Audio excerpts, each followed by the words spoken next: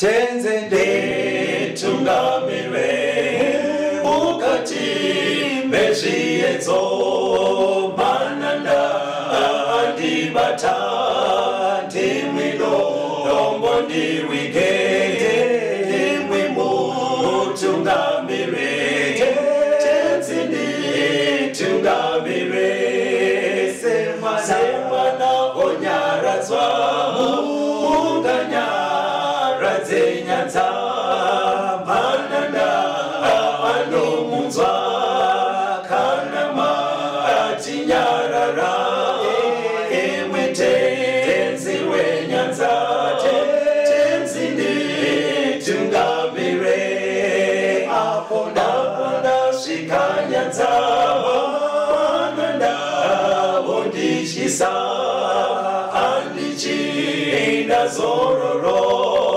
ndotsamira kune mwenga andinzwe imwi moti ndinokutumamira.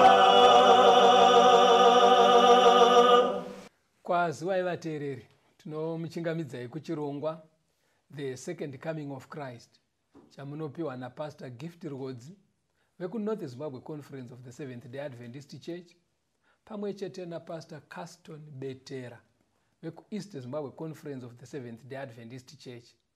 Mustudio nhasi ari kutiisira musign language tina Proclaim Rhodzi. Mufundisi, kwanisai vateereri. Tinokuchingamidzai vateereri. Tinoda kutenda tisati tapinda muhurukuro yedu vateereri.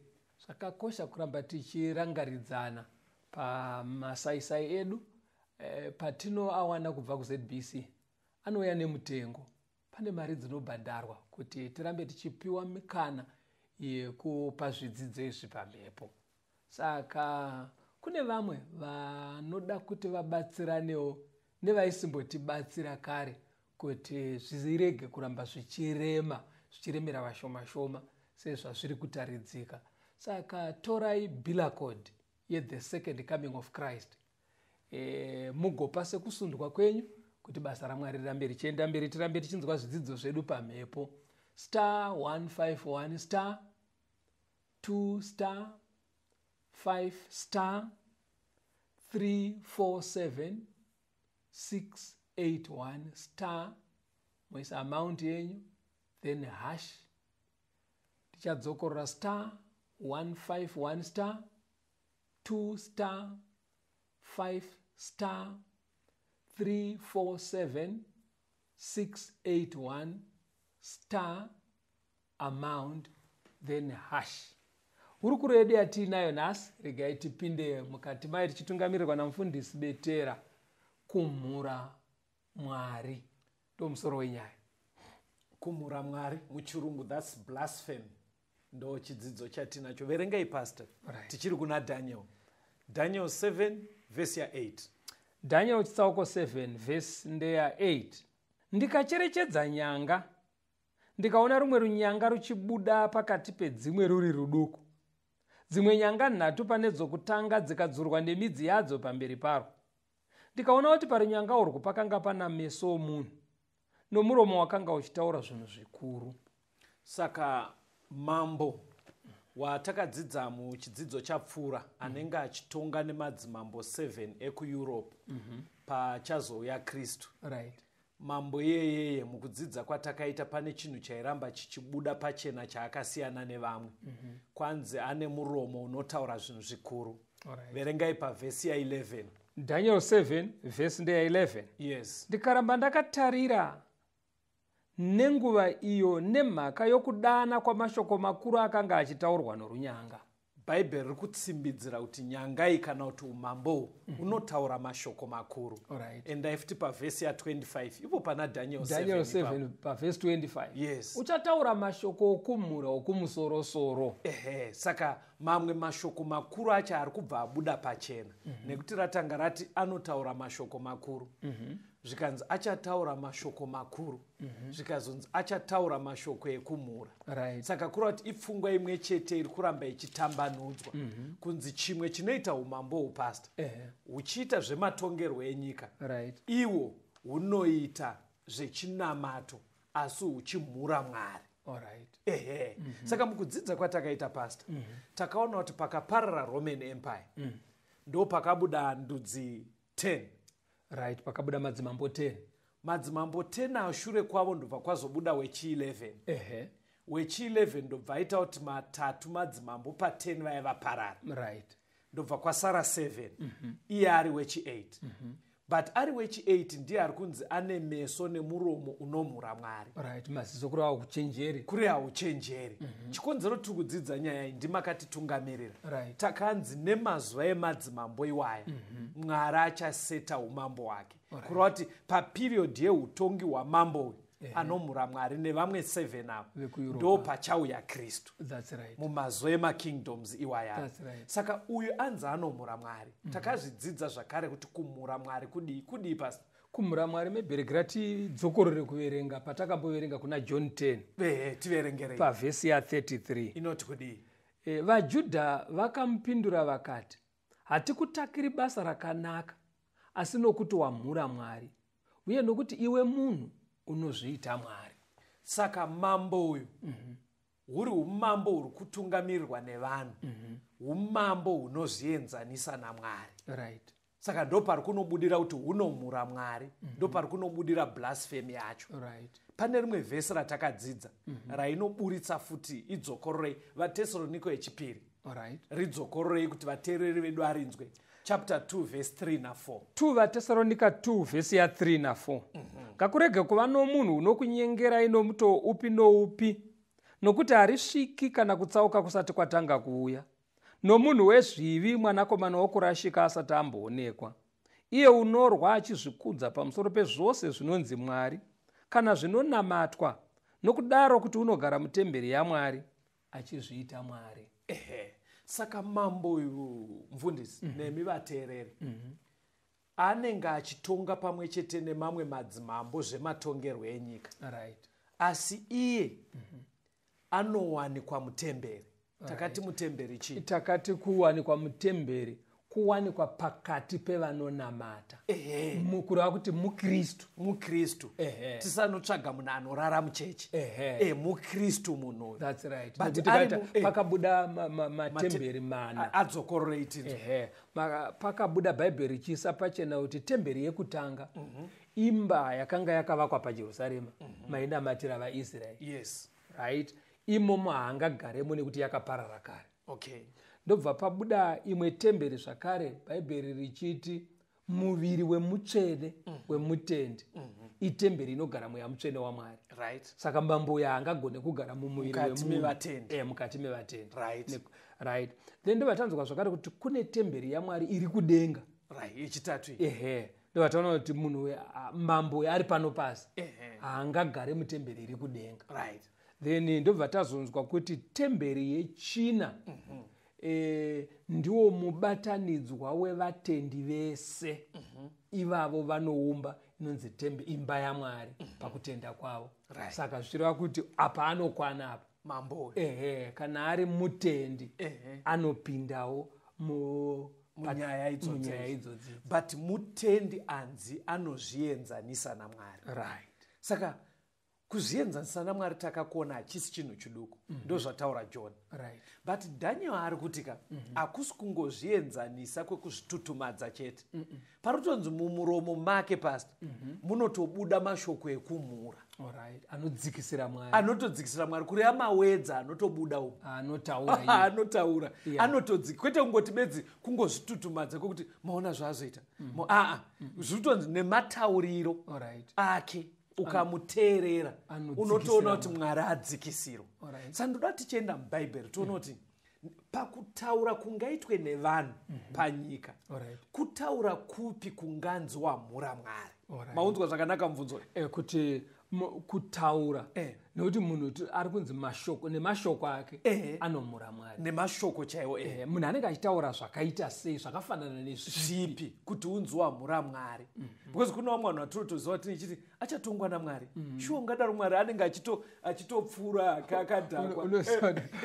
Mufaro watirakaza takabata mabhaibheri tichipfuura nepatebweta uchi vakatodhakwa zvaka zvikanzi Jesu wacho ngaauye ndomupfuura nerekedi ndokumuereko aiwa uko kutaurwa hako kwemunhadha kwaka but toda kuti tione bhaibheri parinoti munhu amhura Mwari kuti here munhu ari kuti Mwari akaenda umupfura nerekeni ndozvatoda kuti saka hanzi ndomupfura nerekeni ngawe ndomupfura nerekeni rekeni dzisingauraye gondo kusaziva vanhu kuti ngaasiyane nedoro vanhu ngaasiyane saka toda unzwa bhaibheri unenge wataura zvakadizve kuti unzwamhura Mwari vhurai kuna Mark 2 verse 4 kusvika pa7 Mark chapter 2 verse ya 4 kuenda pa7 yes zvino vakati vasingagoni kuswedera kwaari nokuda kwavazhinji ndizvozvo vakazarura denga paakanga ari vakati variputsa vakaburusa nhoo pakanga pavete munhu wakanga akafa mitezo. Jesu akati achiona kutenda kwavo akati kuno wakanga akafa mitezo, mwana wakanganwirwa zvivi zvako. Zvino vamwe vanyori vakanga vageremo vakafunga mumwoyo yavo vachiti, uyu unoreveiko nekudaro? Unomhura Mwari. Ndianiko unogona kukangamwira zvivi asi mumwe chete ndiye Mwari? Mainzwa nyaya. Hanzi zvakaitika musuyu pane shamwari dzanga dzine shamwari yenge arwara. Right. But Jesu semunhu aitirwa nawakawanda vakashaya kuti osvika sei. Handobva waenda paanga ari pamba paya kwakupfurunura denga remba. Kwakudzikisa shamwari yawe ari pastretcher vachidzikisa kudai maive naJesu. Hanzi Jesu anyatsona kuti varume vari serious vada kuti mwavadi aporeswe. Hanzi Jesu ndobva audza uye anga ari pastretcher kuti mwana zvivi zvako zvaregererwa. Alright. Saka hanzi vatendi venguva aripo wenguva iyoyo vanga vachiteera Jesu vaJudha. Hanzi vakabva kuti ari kutaura sei kuti zvitema zvako zvaregererwa. Ndo pakavavhundutsa. Vaikovhundukizve. Ivo vaiziva Jesu ari munhu. Vaisamunzwisisa ari Mwari. Alright. Saka vakashamisika kuti munhu uyu wemumaraini uyu ndiye akuudza mumwe munhu kuti waregererwa zvivi zvako. Saka vakabva vati amhura. Kureva kuti mashoko akapronouncika achibva mumunhu achipronouncwa sekunge uri Mwari ari kutoregerera munhu iblasphemy kumhura. Isai mune mamwe mavara kureva kuti mashoko ekuti munhu waregererwa haafaniri kubva mumunhu, anofanira kubva kuna Mwari chete. Ko patinodzidzisa kasevafundisi kuti aimbomirai pamunodzidzisa dzokororai pfungwa yamataura kana manzwa zvakanaka ndoda kuti pinde ndozokupindurai. Mungandikanganisira vateereri, taurai tinzwa. Ndanzwisisa kuti mashoko ekuti waregererwa mashoko iwaya haataurwe nemunhu nje. Right. Ndamwari. Mwari ndiye anofanira kutaurira munhu kuti waregererwa. Zvikataurwa nemunhu kumhura. In other words, munhu ari kuzviinzanisa naMwari aenda pamashoko anofanira kutaurwa naMwari. Chibvunzai mubvunzo wenyu mai. Mubvunzo wangu uri kuti isusu kasevafundisi tinodzidzisa kuti uyai kuna Jesu motendeuka moreurura moregererwa. Ndizvo munoti anopedzisai last words ramataura kuti uyai kuna Jesu motendeuka modi moregererwa. Murombotere tokuregererai. Aiwa munhu wochiuya akapamberi pangu kuti ndatendeuka Mwari ndiregererei. Ari kudaro kunani? Kuna Mwari. Iwe munobva mati zvatinodzidzisa kazva kuti waregererwa. Ina handifanire tinotodzidzisa iri lesson tinotoudza vanhu kuti vakaya nemwoyo wese kuna Mwari, Mwari anovaregerera. Ende pakutodzidzisa tinogona kutoona kuti munhu atori serious. Totomudza kuti zveshuwa ramba wakasimbira kuna Mwari anokuregerera. Asi kuti nditi waregererwa sekunge ndabvunza Mwari akandiudza kuti uyu ndamuregerera. Blasphemy. Wamhura Mwari manje pajeka sekunge nditori kudare racho naMwari, sekunge tachitotaura naMwari kuti munonosei munhu totomuregerera. Mwari obva ati atamuregerera, obva ati chenda kuwaregererwa. Handimukona iyoyo manje yakujekeraika iyoyeyo ndo blasphemy. Saka mambo wechi8 uyu hanzi anomhura Mwari 1 kuzienzanisa naMwari 2 mumuromo make munotobuda kumhura. Saka kutaura ikoko kuti waregererwa kumhura. muri kuona ndo zvinoita mambo but iyo nyaya yekuregerera ingori yaMwari chete. Maybe ndoda kuti muverenge mavhesi matatu tisati tanzwa kambo. Endai kuna mapisarema 130 vhesi ya3 na4. Mapisarema 130 vhesi ya3 na4. Dai imi Jehovha mairangarira zvisakarurama, ndianiko wairamba amire Ishe? Asi kukanganwirwa kuriko kwamuri kuti vanhu vakutyei. Zvikanzi chimwe chinotoita kuti Mwari ave munhu ndotiko ndibatsire nemavara. Chinotoita kuti Mwari aramba ari Mwari asiyane nevanhu kugona kuregerera. Ndozviri kutobuda apa. Hanzi imwe quality yaMwari inomusiyanisa zvachose nevanhu kuregerera ega. Inyaya iri kwaari ega ipasta. Haisheye nevamwe. Endai pana Mika 7 verse 18. Mika 7 verse ndeya 18 inoti kudii? Ndianiko Mwari wakafanana nemi, unokanganwira zvakaipa, unopfuura kudarika kwavakasara venhaka yake, haangagari akatsamwa nokusingaperi, nokuti unofarira kuva nenyasha. NdiMwari ndo zvaatori izvozvo, ndezvake ega. Mabasa 13 verse 37 kusvika pa38. Mabasa 13 vhesi ya37 na38. Asi uyu wakamutswa naMwari haana kuvora. Naizvozvo varume hama, muzive imi kuti kangamwiro yezvivi noyuyu inokuparidzirwa imi. Saka inzwai vateereri, kanganwiro yezvivi yese chinhu chiri kuna Mwari chete. Nyaya yeforgiveness of sins haiwanikwe kuvanhu ba. Pedzisai patinzwe kambo anzi kuna Mwari naJesu. Kuti kureva kuti munhu ukange watadza wonzwisa kuti ndatadza, woenda kuna Mwari nokuzvininipisa, wokumbira kuregererwa kuburikidza naJesu akafira zvitema zvedu pamuchinjikwa, unoregererwa naMwari. Hakuna munhu anoziva kuti waregererwa. Hakuna munhu anofanira kukuudza kuti waregererwa. Inogo area haidi kuti munhu apinde ipapo oita kunge ari kuti waregererwa. That's blasphemy. Musakanganwe, ndimambo watiri kudzidza wechi8 ari kutonga nemadzimambo 7 ariko iko zvino, ari kunzi timuzive. Acharamba achitonga kusvika Kristu achiuya. Rambai muri pachirongwa vateereri.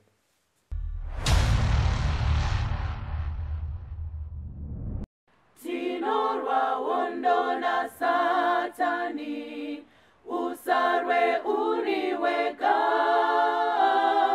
panyika pana zororo, fugama unamate. Tinorwa hondo na Satani, usarwe uri wega, panyika pana zororo, fugama unamate. Dana ndati dana, dana nemoyo wese,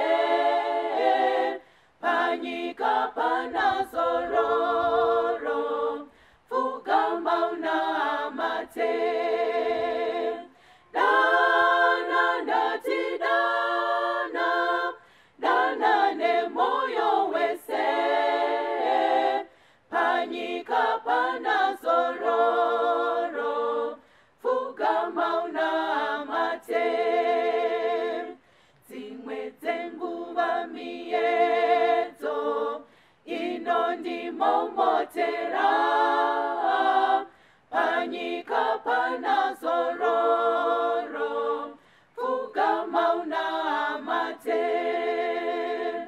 Dzimwe dzenguva miedzo inondimomotera, panyika pana zororo, fugama unamate.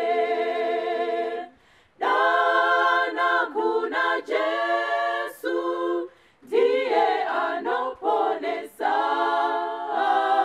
panyika pana zororo, fugama unamate. Dana kuna Jesu, ndiye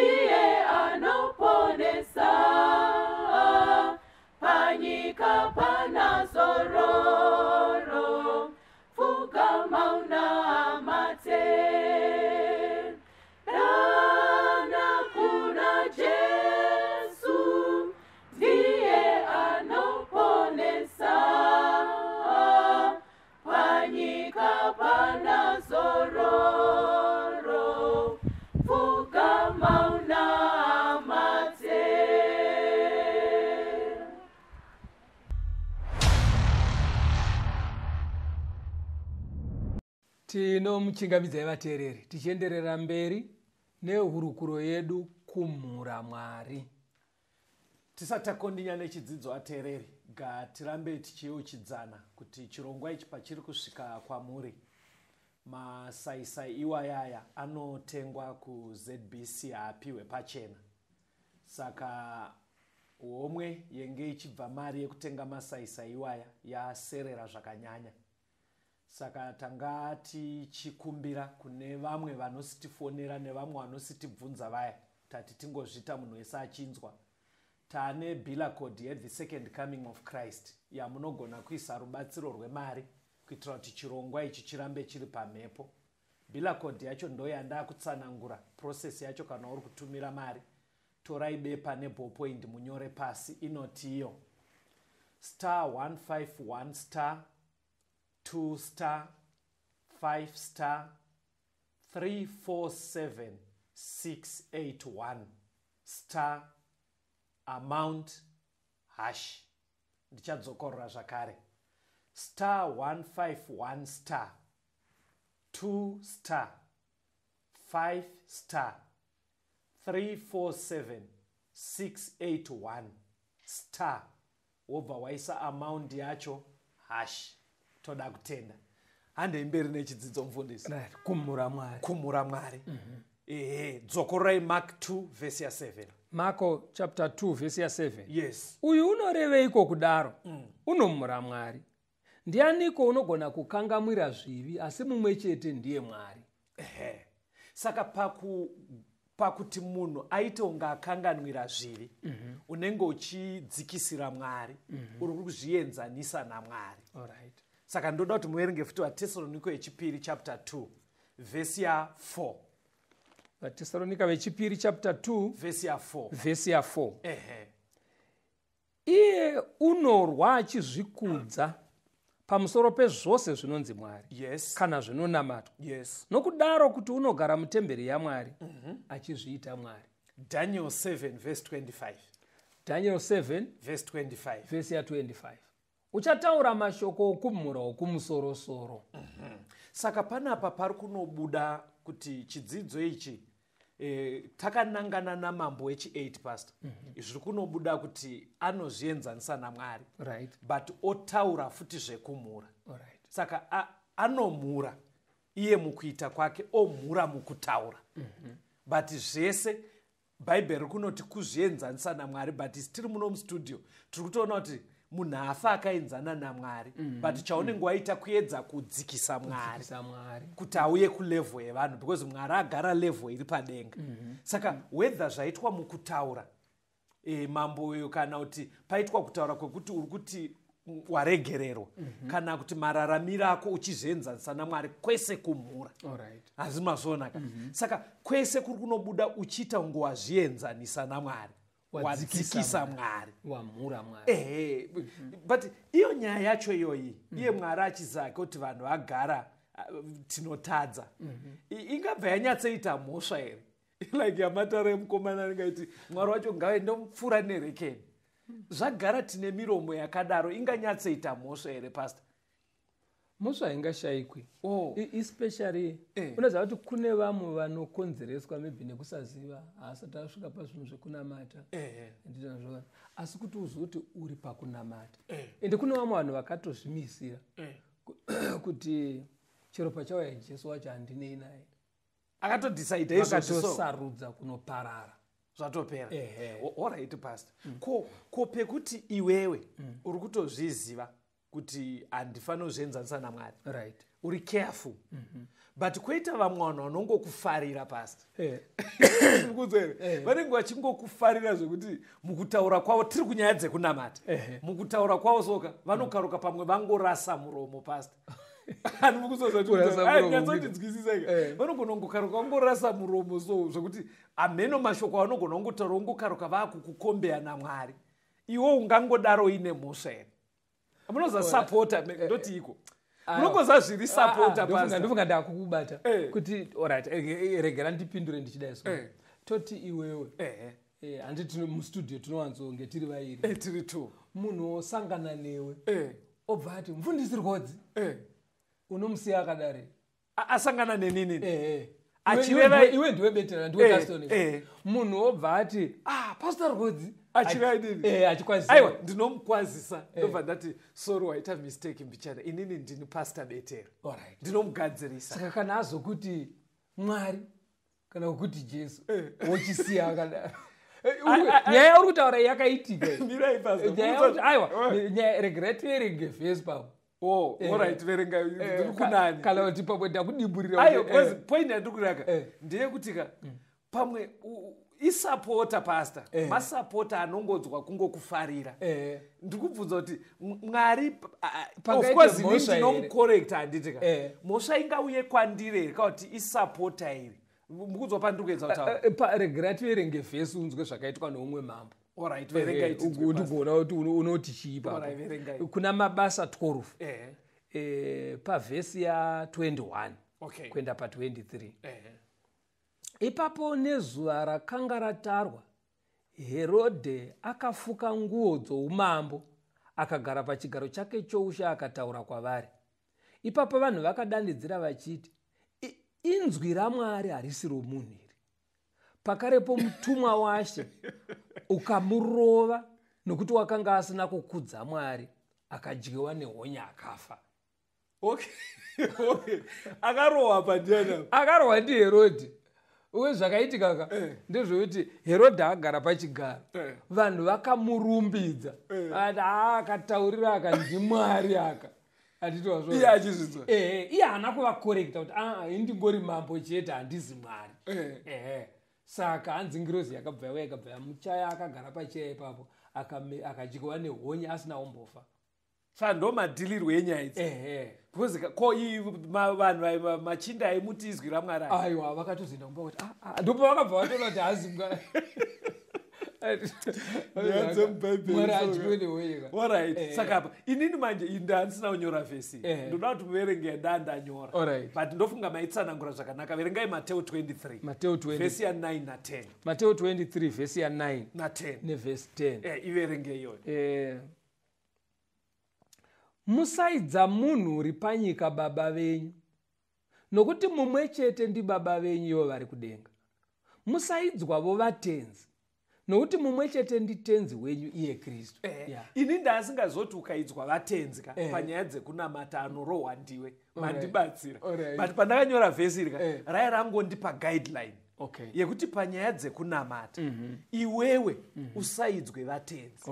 Handitika riri kutipa riri kuti vatenzi apa pastor nyatsotibatsirai. Tikanyatsoitora ichibva pavhesi 9 yati musanzi baba, musati munhu baba, because kuna baba 1 vari kudenga. Zvisingarevi kuti mwana wako iwo haachakudedza kuti baba. Kana kuti ukasangana nemumwe munhu wechikuru womuti baba pindai nepapa mugara apa. Harisi kurambidza kuremekedza. Asi riri kuti pane zvemweya panyaya dzekunamata. Taito yekuti baba itaito yakarizevherwa Mwari chete. Baba, father chaiye here chirungu father. Haifanire kudaidzwa munhu ari pamusoro penyika taito iyo. Kuti baba kana kuti father panyaya dzekunamata. Panyaya dzezvemweya. Saka ukaona masangana pane zvemweya, mutungamiriri wenyu akabvuma kunzi baba kana kunzi father. Asiri kunzarwa nemwana wake, achinzarwa nevatenzi. Atora taito yaMwari. Kumhura. Aidzikisa Mwari kumisa pasame level naye. Aitori nyaya hombe. Nyaya hombe iyo. Saka vanhu vakakudaro manje. Unofanira kuvakorekta. Zvakatadzikwa naHerodhi. Unofanira kuvakorekta kuti panyaya dzekunamata baba i1 vari kudenga. Tenzi i1. Ini ndasingazoti unovakorekta vataura zvisiri izvo. Vhesi randandinaro ndera unokorekta vanhu vaita action isiri iyo kwauri. Action yekukuita unge Mwari.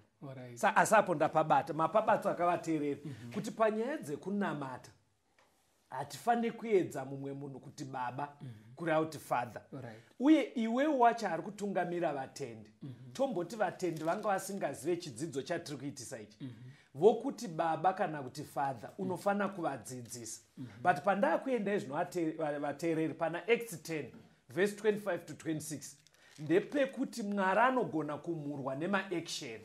Okay. But still iwewe ari kuenzaniswa naMwari gona kudzidzisa ari kukanganisa. Alright. Iverengei munzwe Mabasa 10 verse 25 na26. Zvino Petro akati achipinda, Kornelio akamuchingamidza akawira pasi petsoka dzake akamunamata. Asi Petro wakamusimudza akati, simuka, neni ndiri munhuwo. Cornelius ndiye anganzi tumira vanhu munodeedza Peter. Peter iye haasi munhu mudukuba, achakudzidzisa zvinodiwa kuti uende kudenga. Right. Saka hanzi Peter achisvika zvishwa, Cornelius akanyatsonotatsikwa kwauya vakuru venyaya dzekunamata. Right. Hanzi asati ambodiwa kwakungomhanya kwakupfugama pamberi paPetro. Right. Saka Petro ndofunga aiza nyaya dzana Herodi dziadzi. Hanzi akabva amubata ruoko akati, aiwa simukai vanhu, simukai munhu waMwari munondireza. Hanzi akabva atati, neniwo ndiri munhu sani sewe. Kureva kuti munhu akaita saPeter, akaita semipastor Rhodes, akaita seni, haufaniri kusiya vanhu panyaya dzekunamata vachiuya vopfugama pamberi pako, vachipfugamira iwewe. Zvikunorati because Petro paari kuti neniwo ndiri munhu seweka, ari kuedza kuti kaunhu kawakuita pamberi pangu aka akaitirwe vanhu. Saka ndiri mufundisi ndasvika mumba menhengo yangu, munhu akuya aundigezesa maoko opfugama, ndoti sumuka ndiri munhuwo. Aiwa, muri kuona nyaya itika pere mufundisi? Inyaya ine chekuita nekunamata. Alright. Cornelius mupfungwa dzake aitoti mufundisi vasvikava nezvandakaudzwa kunzi ndonoadedza ndo anoziva zvinoendesa kudenga, aitofunga kuti rengi yachoka hameno zvayave. Saka mukusaziva kwaCornelius akatopfugama achinamata mufundisi. Nekuti uyo anga ari kutobva kuvahedheni Cornelius. Saka haana kutukwa. Saka hakuzi kupfugama kwekuremekedza sekwatinoita mutsika yedu yekuti ana mai vanotyora muzura. Aiwa, handikoba. Tiri kurava munyaya dzekunamata pakujekera action iyoyo yekupfugama pamberi pemunhu munyaya dzekunamata. Iyoyo action iyo iblasphemy. Okurati abvuma kupfugamirwa, ari kurutsa Mwari, abvuma zvinofanira kuitwa Mwari. Saka wamhura Mwari. Saka zvikutora kuti mune challenge pastor. Ifanika kuimimi wafundisi, because vatendi vedu vakasiyana level dzekutenda. Mumwe anenge asingazive mukunzwisa kwavoka vanenge vachifunga kuti munofanira kupfugamirwa. Saka imimi wafundisi ana Pastor Rhodes, dzidzisai vanhu mukaona vakutonona kupfugama pamberi penyu panyaya dzekunamata, itovabatai maoko muvasimudza, ende ibvai mataura kuti mutoriwo vanhu. Pane pekuti mukaita mharidzo dzinonakidza munopedzisira maakufunga kuti hameno kwamave kavafundisi. Saka kupfugamira munhu iblasphemy panyaya dzekunamata. Anditika ndoda kuti tichienda panext, endai kuna Revelation chapter 19 verse ya 10. Inoti kudii? Zvakazarurwa 19 verse ya 10. Verse ndeya 10. Ipapo ndakawira pasi pamberi petsoka dzake kuti ndimunamate. Akati kwandiri, rega kudaro, nekuti ndiri muranda pamwe chete newe nehama dzako dzinobata kupupura kwaJesu. Namata Mwari, nokuti kupupura kwaJesu ndiwo mweya wokuprofita. Chii chiri kuitika? John asangana nengirozi. Saka anobva ati ngirozi ichitaura naye opfugama kuti ainamate. Ngirozi ndoyoti kuna John, haufaniri kundinamata, ndiri chisikwawo sewe. Saka iri kuti munhu kana ngirozi ichiramba kupfugamirwa nemunhu, wati munhu haafaniri. Saka hakuna chisikwa chinofanira kupfugamira chimwe chisikwa. Very good. Saka chero munhu akaita mukuru sei panyaya dzekunamata, haafaniri kupfugamirwa nemumwe munhu. Apa yatozopfuura pevanhu, even mutumwa haapfugamirwe. Mapabata haapfugamirwe, ngirozi haipfugamirwe, mutumwa haapfugamirwe, because chisikwawo. Inzwai pamberi pacho zvakazarurwa 22 ye. Verengai verse 8 na 9. Zvakazarurwa 22 verse 8 na 9. Verse ya 8 na 9. Ini Johani ndini ndakanzwa ndikaona izvozvi. Zvino ndakati ndichinzwa nokuona ndikawira pasi kuti ndinamate pamberi petsoka dzomutumwa wakandiratidza izvozvi. akati kwandiri, rega kudaro, ndiri muranda pamwe chete newe nehama dzako vaprofita navanochengeta mashoko ebhuku iyi, namata Mwari. Muri kuona kuti John akatsurwa kunzi akaona kundipfugamira, Right. saka but ameno zvaiitika akakaruka apfugama futi kechituru. Zvingori mumunhu kuti ukaona masimba makuru vanhu vari tempted kuti vakangona zvavavhundutsa vanopfugama. Saka hanzi akapfugama futi yamborambidzwa akati iwe shamari tinonamata Mwari bedzi simuka. Saka pari kureva kuti pastor tikadzidzisa vanhu nyaya vamwe vari kutoteerera kuti hatipfugamire chimwe chisikwa panyaya dzekunamata. Tadzidzisa wadzidzisa kudaro still unoita sei kana mafollowers ako achiramba achingopfugama? Unofanira kuvatsiura futi ka unoramba uchitsiura otherwise ukasavatsiura kumhura Mwari. Zviri kukujekera here vateereri kuti panyaya yekumhura kuri kunyanya kudzoka pamunhu ari kuitirwa zvinhu nevanhu, kuti mararamiro ako ukazvienzanisa naMwari kumhura. Iwewe ukaita tsika yekupronounsa kuvatendi kuti waregererwa zvivi kumhura, iwewe wacho ukaita tsika yekusiya, kwete iwewe manje but mafollowers ari iwo vari kukuenzanisa naMwari, hanzi anenge amhura hasi mafollowers ndiwe, nekuti ungadai wavatsura. Kwete pekuti mafollowers haana chaari kutaura, vari kuita iri action vokupfugamira. Bhaibheri riri kunoburitsa kuti amhura haasi follower, iwewe ari kuziva ungadai wavarambidza kupfugama. Muri kuona mabudiro ari kuita kumhura ka? Ndofunga tofanira kuchenjerera tisawanikwe kumhando dzese dzekumhura Mwari. Tombonzwa kambo? Tofanira kumbonzwa kambo. Toda kutenda.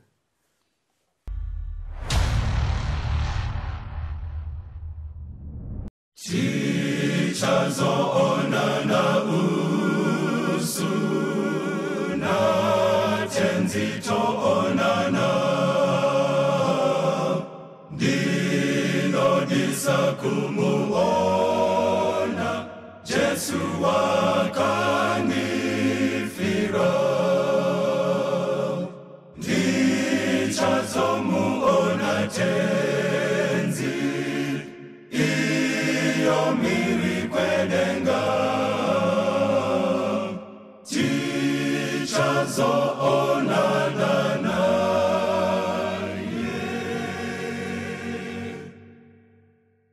Gare gare kumusha,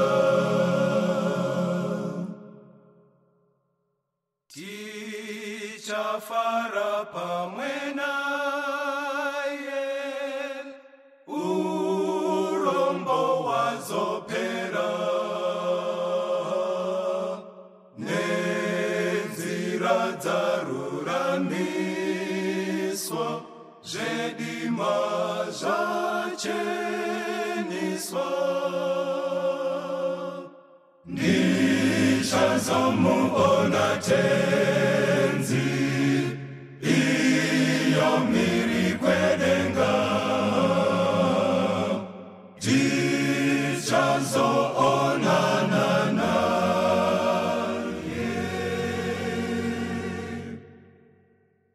Gare gare kumusha.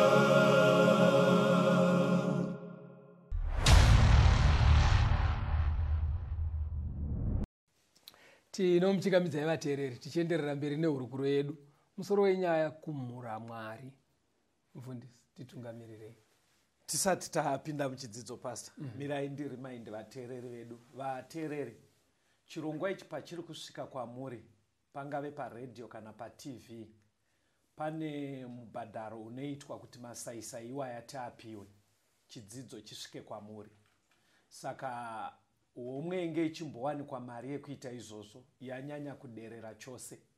Saka sezvamunombotifonera muchitibvunza pamamessages amunotumira kuti chirongwa ichi chinofamba sei, tati tibva tazviita munhu wese achinzwa kuti makasununguka chose kuti mubatsire pakuti tirambe tichiwana masaisai ekuti chirongwa ichi chisvike kwamuri. Second coming of Christ yaane bila code mamunogona kutumira mari dzinobatsira kuita kuti tiwane masaisai iwaya. Bila code yacho inotiyo, inyorei pasi.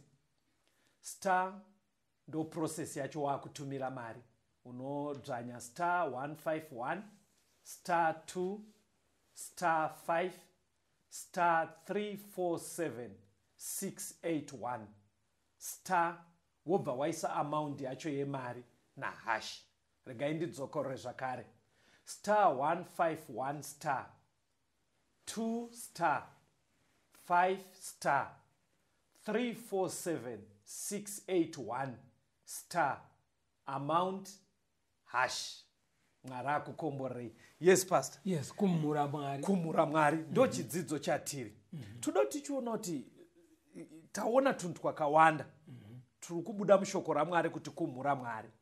But zvese zvikunongoburitsa kuti Mwari anenge asingadi zvekuenzaniswa nevanhu. That's right. Ndezvipi zvimwe zviri Mwari zvaangori unique iye zvekutoti isusu vateereri tingwarire kuti area iyi ndedzaMwari chete. Okay. Taona yekuregererwa kwezvivi ndimwari chete. Ndobva taona yekupfugama yacho zvisikwa area yake.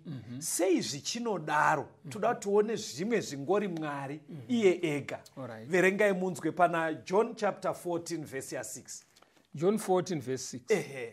Jesu akati kwaari, ndini nzira nezvokwadi noupenyu. Hapano munhu unouya kuna Baba asino kwandiri. Chii chiri kuburitswa about Jesu apa chaari kubva asiyaniswa nevanhu, pastor? Jesu pakati paMwari nevanhu. Yes. Hakuna mumwe munhu akainzana naJesu. Alright. Ndiye akagona kudzikinura vanhu kubva muzvakaipa. Right. Ndiye ega anogona tinoregererwa nekufa kwake paKalvari. Right. Saka hakuna umwe munhu anokwana ipapapa. Ndo nzira yacho. Apa ndepake ega. Handiri mazona. Sei ndiri kuda kuti tione nyaya iyi kuitira kuti tizive kumwe kumhura kwekuti tingwarire. Saka nyaya yekuti munhu arapa naMwari apa kugadzirisa ukamawo, pastor, hanzi ndiJesu ipapa. Ega ndiye anogona ipapa. Ipfungwa inobuda pana Mabasa 4 verse ya 12. Verengerai vateereri vedu. Acts chapter 4 verse ya 12. Mabasa 4 verse ya 12. Iri kuti kudii? Nokuti hakuna kuponeswa kuno mumwe, nokuti hakune rimwe zita pasi pedenga rakapiwa pakati pavanhu ratingasunungurwa naro. Mfana akavhiringana naBaba. Right. Akamboatengesera mombe. Tete vanogona kuenda naye kuti aiwa chiregai kudaro museyamwa kutadza ndekwevanhu. But iri kunzikana yanyaya yekuponeswa kwevanhu. Kubva muchivi nematuso echivi nemaresults echivi. Takuti nyaya yesalvation. Hanzi hapapinde munhu ipapa. NdiJesu ega anokwana ipapa. NdiJesu ega anokwana paroo iyoyeyo. Ndodaura machitsimbidzira kusvika tipedze lesson ine ndo pandakutsimbidzira ipapa kuti pajeke kuitira kuti patinoita nyaya dzekunamata, pastor, tikaona pakuita kunge pane tsotsi ruda kupinda ipapa tibva taziva takazvidzidza kuti nyaya yeruponeso. Dzimwe nyaya of course tinogona kubatsirana kuti mufunge mufundisi, miri yangu iri kudzimba, ndibatsirewo neminamato tichidara. Handitika tobatsirana, batsiraiwo mukomaningi vanzwise pavanoverenga bhaibheri. Izvo tinenge tichibata. But nyaya yeruponeso kuti munhu ukama uchidzoka kudai, ndingabatsirane nezvidzidzo tichitichana tichidii. But inini kuti ndisikopfekera pakati manje ndoti ndiri kukuyananisa naMwari. Ipapapa hapakwane munhu. Verengai futi nyaya iyoyo kuna 1 Timothy 2 verse ya 5. Timothy wekutanga 2 verse ndeya 5. Nokuti kunongova naMwari mumwe chete, nomurevereri mumwe chetevo pakati paMwari navanhu, ndiye munhu Kristu Jesu. Mainzwa here? Yeah. Munonyadzi yati, pastor. Zvandiri kunzwisisa ndezvekuti pakuregererwa kwemunhu sezvamava muchitsanangura nepakuyananiswa kwemunhu naMwari, Jesu ega ndiye munyai. Ndiye anoti kana munhu achinamata, ndiye anoti kuna Baba uyu muregererei. Right. Isusu kana taakunamata sevanhu, ndona sekuti inonodzima pfungwa yekuti unoza kune vamwe vanhu vanokakunzwisa kuti kana aine chaakatadza kuti anyatsonzwa kuti azvininipisa kuna Mwari akumbira kuregererwa, anofanira kuudza ini samufundisi kuti ndakazotadza chakati ndini ndakajeka mwana wokwanhingi. izvozvo ndiri kuona apa zvichibudiswa apa anofanira kuudzwa kuti ndakaita chakati madetails echitema ndiJesu ndiye anogona kukureverera kuna Mwari. Otherwise kwamuri mufundisi haisi hayo mhosva munhu akangoti ndoda kugadzira ukama hwangu naMwari ndakatadzira mwazvakakwana. But nyaya yekuti imimi mufundisi muchiita kunge mune madetails nekuda kuti ndiudze zvawakatadza. Otherwise unofira Mwari hapana ruponeso ipapa hapapinde munhu. Even kereka haipinde pastor. Zvekutoti pamunonopinza chechi pastor pamuchaenda next week mukagona itopa ichidzidzo ichi kuitira kuti munhu asanzwa ine mutoro wokuti ndiri kufanira kunoti pamberi pevanhu vese pachechi zvandakatadza. Pfungwa iyoyo haibve mubhaibheri. Saka batisisai vateereri pfungwa iyi ipfungwa yakakosha.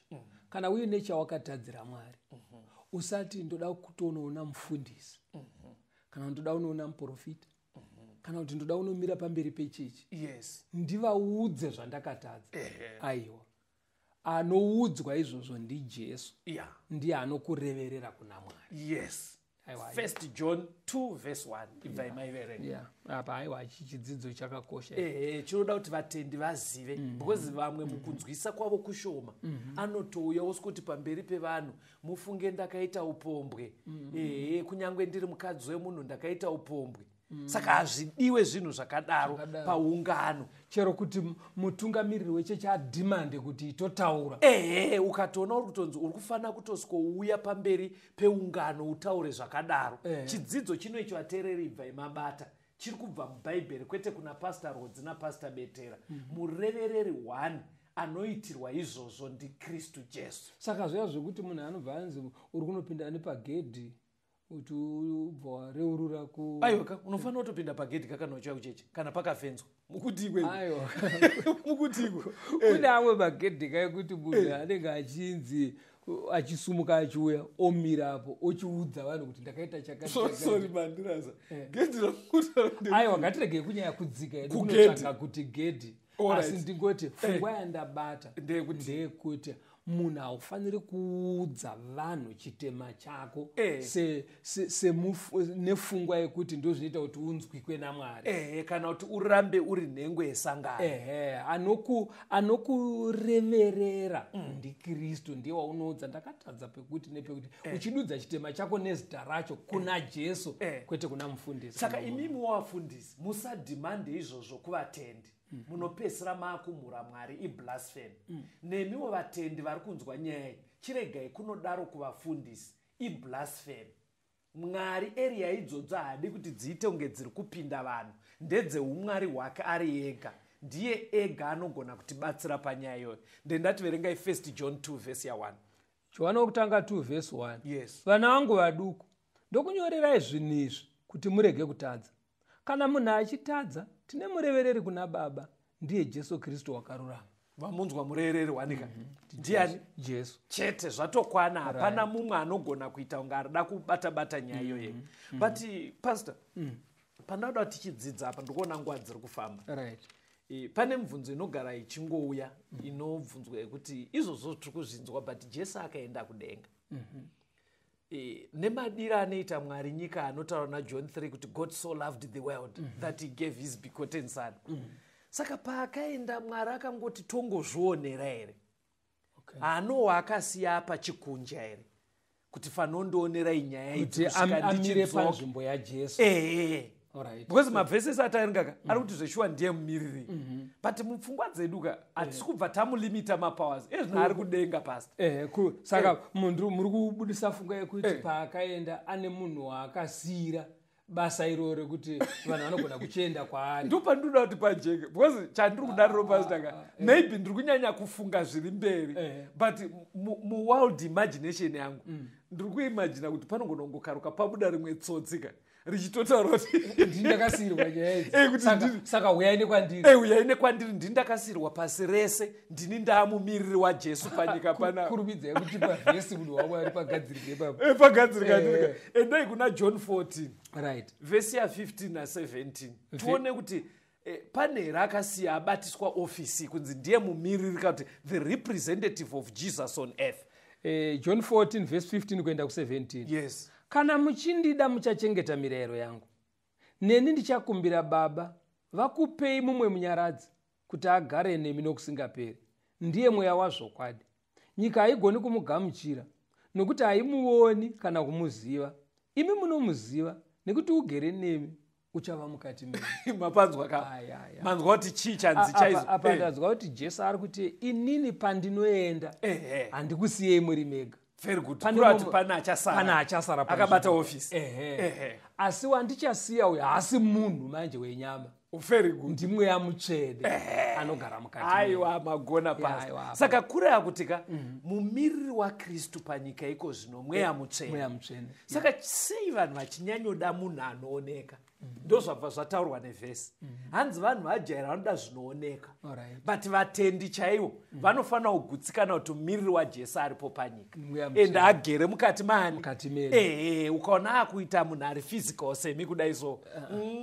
Hapana akasiyirwa chinzvimbo. Ofisi iyo haisi yemunhu. Aiwa ina kusiyirwa munhu.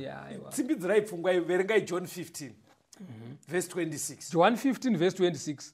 Kana munyaradzi auya wandichatuma kwamuri achibva kuna Baba, iye mweya wazvokwadi, unobuda kuna Baba, uchandipupurira. Saka dai mweya mutsvene ari physical sesu kudai pastor. Ari kutonzi still ari kubva kuna Baba. Haazwe nyika ine. Because ye Kristu akatotanga nekubva kupi? Kuna Baba. Saka the representative of Jesus Christ on this planet earth pastor, nemuatereri, it is the Holy Spirit. Haazi munhu. Basa iro harina kupiwa kumunhu. Harina kupiwa munhu. Haikona ikuzotsotswa. Topokaro. Sorry, ndinoimagina zviri well pastor. Because ndinochedza kuimagina kuti nyaya iri kuita kunge iri vacant, kunge iri open ya pakaruke papfekera munhu anosikopaikira ipapo. Otokaruka kuti pasi panapa muchiona kudai ndindakasirwa maki acho nekuti ndakuona nyaya dzaiitwa naJesu. Ndindane ofisi iyoyo. Hapana munhu akasirwa. Hapana. Munhu anenge adaro amhura Mwari. Kumhura because adzikisa mweya mutsvene kuti ainzane naye. Kumhura. Saka tiri kuramba tiri kuti chidzidzo chinonzi kumhura Mwari. Endai John 16 verse ya 13 na 14. John 16 verse ya 13 na 14. Asi kana asvika iye mweya wazvokwadi, uchakutungamirirai muzvokwadi yose. Nokuti haangatauri zvake, asi zvaakanzwa ndizvo zvaachataura. Uye uchakuparidzirai zvinouya. Uchandikudza nekuti uchatora pane zvangu akakuparidzirai izvozvo. Mazoona kuti mweya mutsvene haafaniri kumhura Jesu. Hanzi achadii? Anenge achitosimudzira Jesu. Achitora zvaJesu achisvitsa kuvanhu. Mazvinzwe here? Aiwa muna kumbozvinzwa. Hanzi mweya mutsvene mumiriri waJesu. Auya achimhura Jesu wacho. Asi anotosimudzira Jesu. Kureva kuti mweya mutsvene representative yaKristu hairambe zvaJesu. Mapabataka inotosimudzira haimhureba.